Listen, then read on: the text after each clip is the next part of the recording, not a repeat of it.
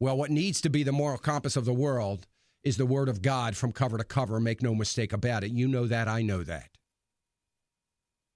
That's what needs to be the moral compass. As I speak at leadership conferences around the country, I've done more this year than I've ever done.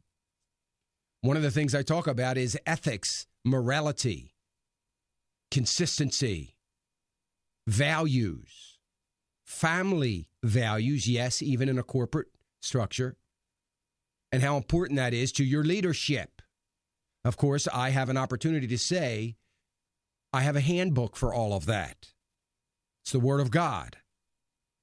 So I may have a bit of an advantage over some of you because I have a handbook that I can refer to. So that should be obviously the moral compass of the world. But look, in absence of that, maybe a country that was founded upon the morals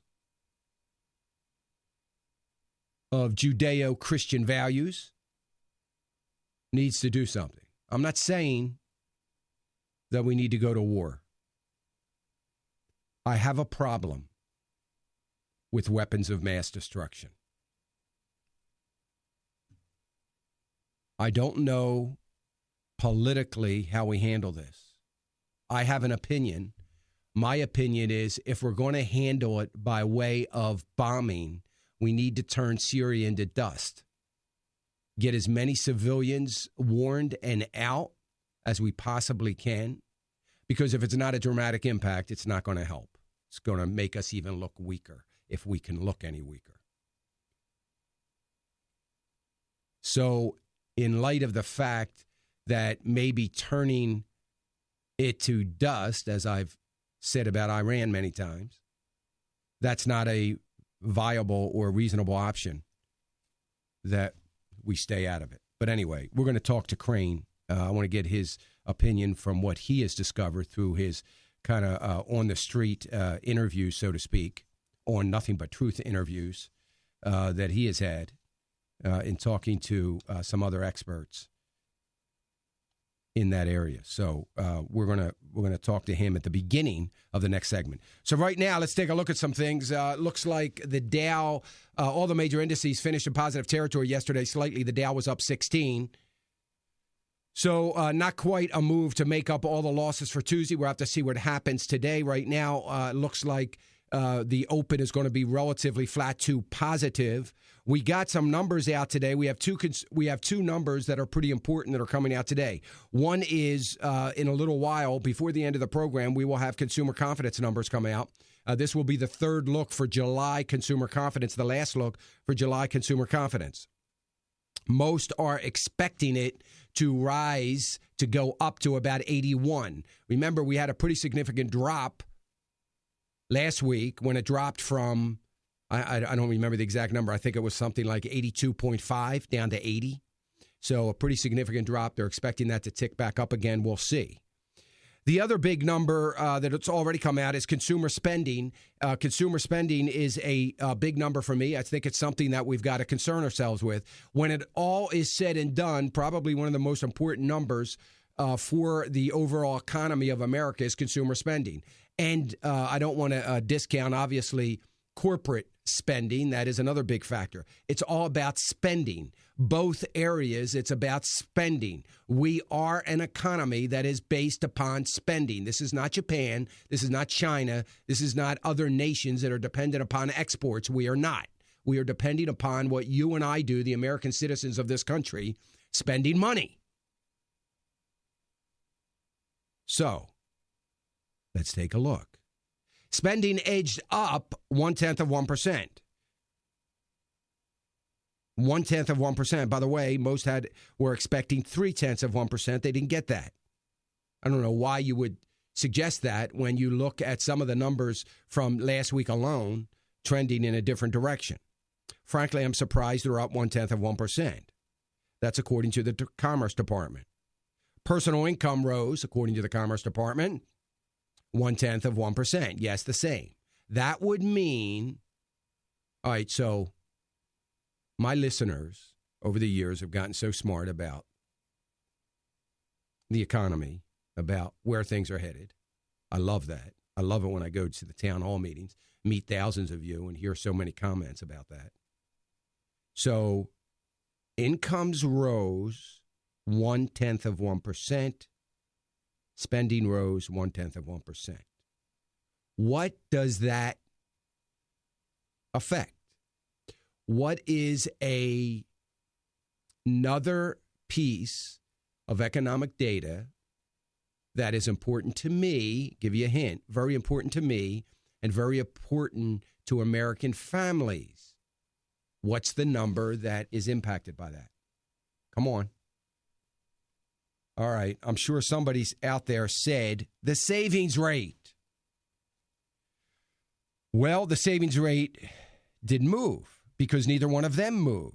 So, give you an example. If incomes had risen by 0.3%, which was forecasted, if incomes had risen by 0.3%, and spending was only 0.1%, we would have seen at least 0.2%, maybe more increase in the spending rate or in the savings rate.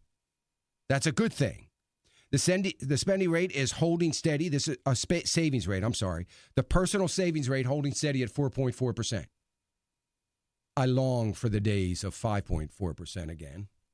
But anyway, 4.4% is probably higher than the last 50-year average. So that is still okay news. We've got to stay focused on that. So just like these things impact the savings rate, the other thing that impacts it is the revolving credit numbers that come out. So when that is up, that shows a decrease in the savings rate. So savings rate, folks, is not just based on the amount of money that's flowing into savings accounts, money market accounts, CDs, and all those kinds of things. That's not what it's based upon. It is based upon these numbers. So the Fed doesn't like savings rates at 4.4%.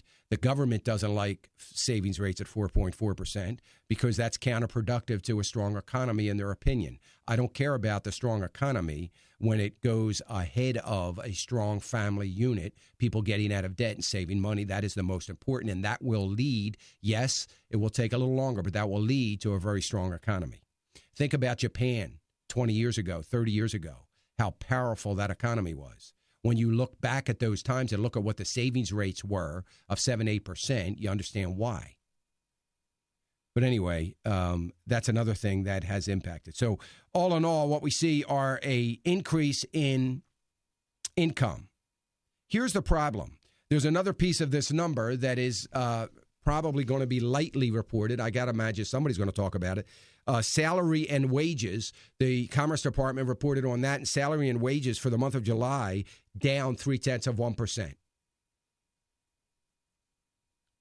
We're determined to get to saving rates of the 30s, I guess. We're already not savings rates, a median income to the 30s when you factor in inflation. We're already in the 60s, 1960s. So salary and wages down once again 0.3%. That is not good news. That's a horrible number. That's moving in the wrong direction. That's not good for the economy. But it's irrelevant because it's likely going to be ignored by most. So with the spending rate at 0.1%, this makes the fourth month in a row. Another thing I don't know who cares about but me. The fourth month in a row that we are seeing weak spending by consumers. Why do you think that is? Well, it's got a lot to do with the fact that, we're worried about paying for gasoline. We're worried about food prices. We're worried about the inflation that they say doesn't exist. We're worried about those things. People aren't spending at the rate that they were. They're not spending on any wants. Everybody is focused on their needs. That would be one reason. And I'll just throw this out. Is it possible? I'm being sarcastic. Give you a disclaimer on this now. Because so many of my audience doesn't like it when I'm sarcastic. But could it be, kind of loses its flavor when you tell everybody ahead of time that I'm being sarcastic. But anyway, could it be that we have nearly 90 million Americans, 90 million Americans not participating in the labor force? 90 million Americans. A report out yesterday. It was a white paper research report. It was done by Express Employment Professionals. The head of that is a former Fed president. I don't know where. I want to say Kansas City, but I'm not certain about that. Yeah, it is Kansas City. Here it is. Yeah, Kansas City. So anyway, basically saying that the labor participation rate is at a 34-year low. A 34-year low. There's also, in looking at this report, the New York Times yesterday suggested that another cause for this labor participation is the raise in disability benefits and the fact that there's more people than the population of the city of New York, 8.7 million people collecting food stamps, and that also goes a long way to see the labor participation rate going down. Not good numbers, folks. We're going to take your phone calls, 866-300-9298, right after we get back and have a little conversation with Crane Durham. We'll be right back. The country